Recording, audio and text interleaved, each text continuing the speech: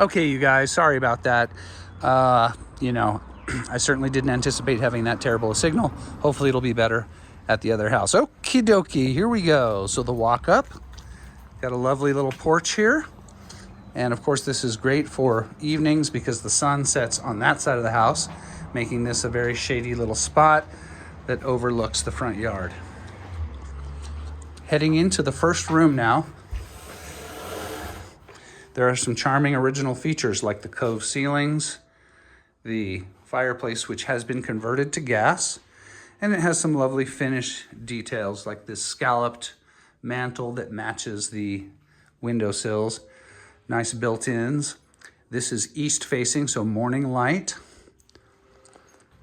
And this space opens to what I'm calling the old dining room. It's hard to say what the floor plan was originally, but this was either kitchen or dining room. And, you know, this is a good room for quiet contemplation. It's kind of in the middle of things.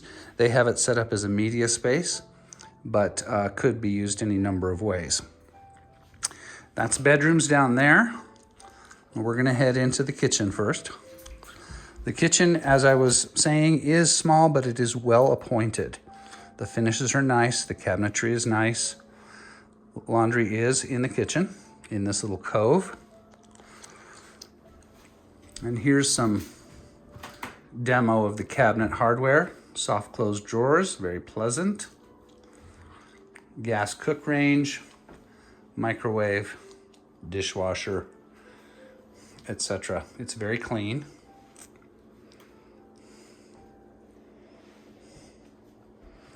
Little pantry space here. Let's see if it's got anything going on. It does. See, these pull-out drawers really help make it a more efficient space. And then off of the kitchen to the east is this charming little coffee nook. I'm calling it a breakfast nook, which I think may have been a porch at one time because in the corner here, on both sides, you can see the remnants of what looks like an old brick pillar. And there's one in that corner as well.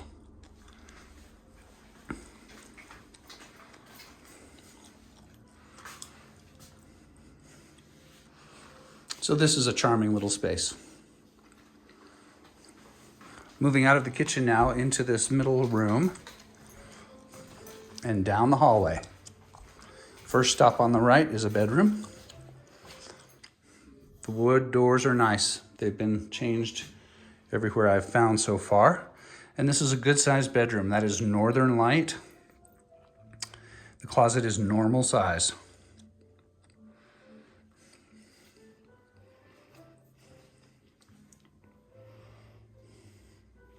Here are those built-ins again. All linen, all shelving.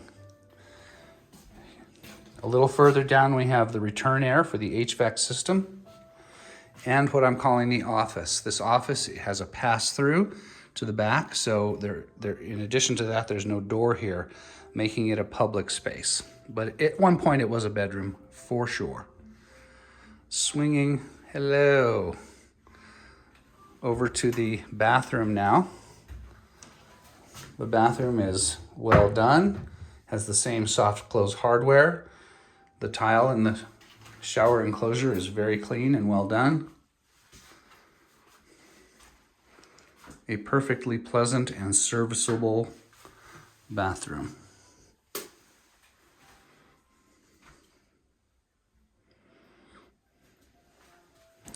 Leaving the bathroom now, heading into the primary bedroom. It is bigger than the other bedroom, and that is I believe, a queen bed for reference. Certainly enough room for a king, no problem against this wall. Tons of space. There's a walk-in closet here, which is pretty darn good.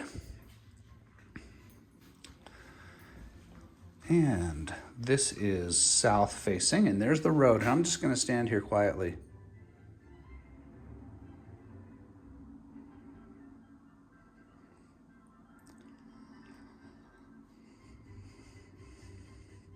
You can hear the cars, but it's not terrible. Heading into the bathroom now. Single sink, but a lot of counter space.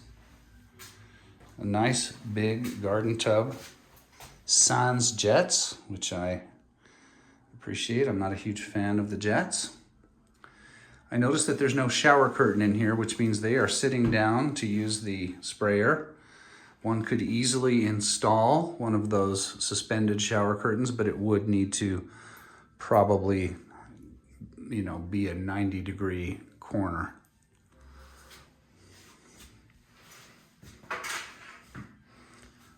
Nicely done though. Clean, pleasant. All right, I'm leaving the primary now. I'm stepping across the hallway, bathroom on the left, heading into what we're calling the office, where we have a closet. Let's look at it. There it is, some nice built-ins.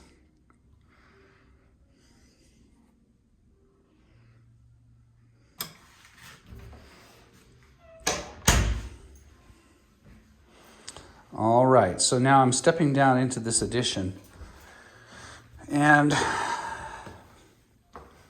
the ceilings on this side, I don't know if you can see, it's got a little bit of a pitch. So right here, I would put the ceilings at about 8.5 feet.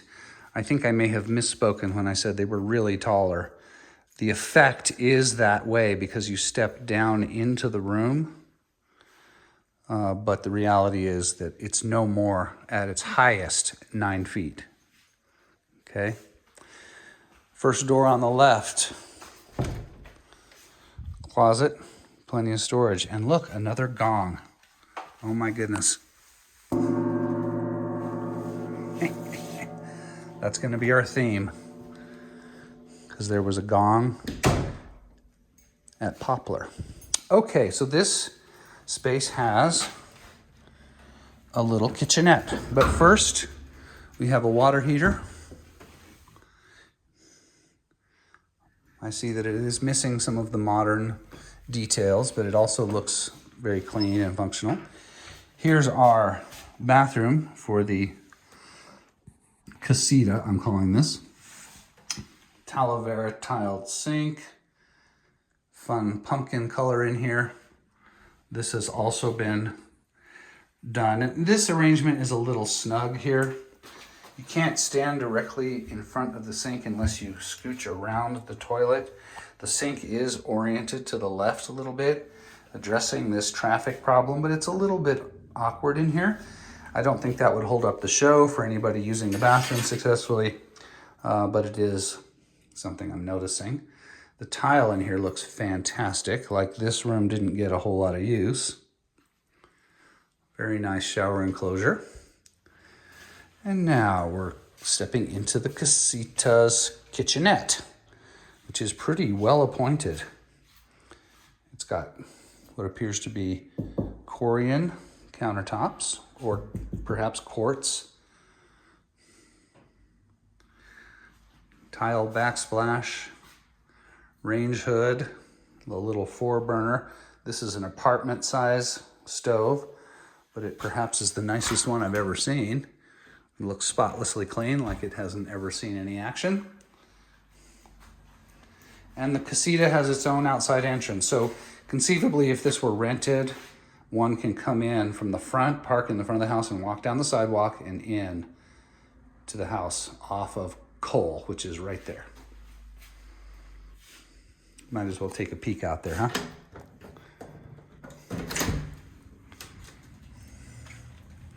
That's Cole, side of the house. They would come down the sidewalk and just come right in here.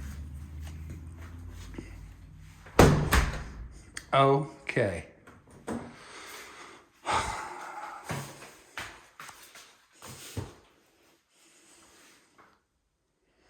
This kitchen's almost nicer than the main kitchen. Okay. Now this space does have high ceilings. Oh my goodness. Thank the stars. So in here, I'm gonna put these at 10 feet, between 9.5 and 10 feet. They are noticeably taller. So that's great. This would conceivably be a great place to work. It's very tasteful, clean. It's got some nice little details like the flagstone windowsill and this lighted cove, which is fun. And it looks into the den. So, as we move towards the den, there's a closet on the left with some wires and pipes down there. We would have to figure out what those are. And then I'm stepping up into the den, right? We came into the den down the stairs where I lamented the height of the ceiling, and then I went into the kitchenette through here and looped around through the studio into this space again. A perfectly good den. Lots of space and well away from the other living room, so there's a really nice separation of space there. Stepping onto the back patio now. This is west facing, so this is direct afternoon sun here. My advice would be to put up a sunshade or plant some trees in such a way that they would provide some good shade. This is pretty well done back here. It's extremely squared away. The deck is lovely. It goes way out from the patio itself and creates a lot of nice living area. Nice high wall for privacy. There's some mature plantings. Sitting area over here with what appears to be an abandoned water feature. We've got a secondary space here that accommodates this hot tub, which may or may not stay. We would need to consult the listing for that. Behind this little coyote fence is a garden area with a raised bed, which does not appear to be in use, but I do see some irrigation there that presumably works. Here are sewer line cleanouts, and I know this is not very exciting, but it's good to have these in an old house. It means that we can adequately check out the sewer line, and if it does need service, it provides access to the sewer line. Here's another little space, and this is the back parking. So all of these blocks in Nob Hill have an alley. So you can come in off the alley, hit the clicker, and park in this shaded carport, which is made of adobe bricks, local adobe bricks. I recognize the maker, and also coyote fence, which is of course a traditional finish around these parts.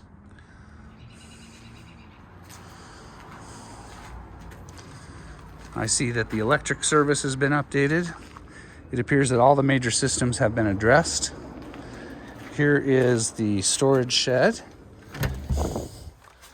which kind of makes up for there not being a garage, right? This is where the bikes and the skis and stuff would live. And it's pretty big. You know, it's maybe 12 by 10. It's a good size shed.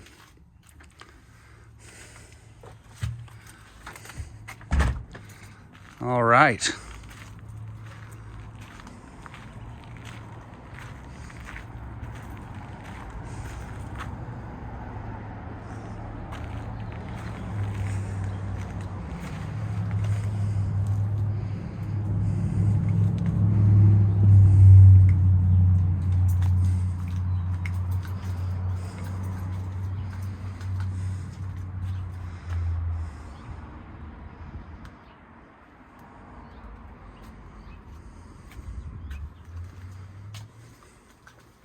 It's a nice place, you guys.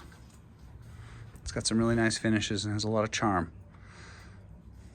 Okay, I'm gonna cut this video off and head to the next house. Thanks so much. Talk soon.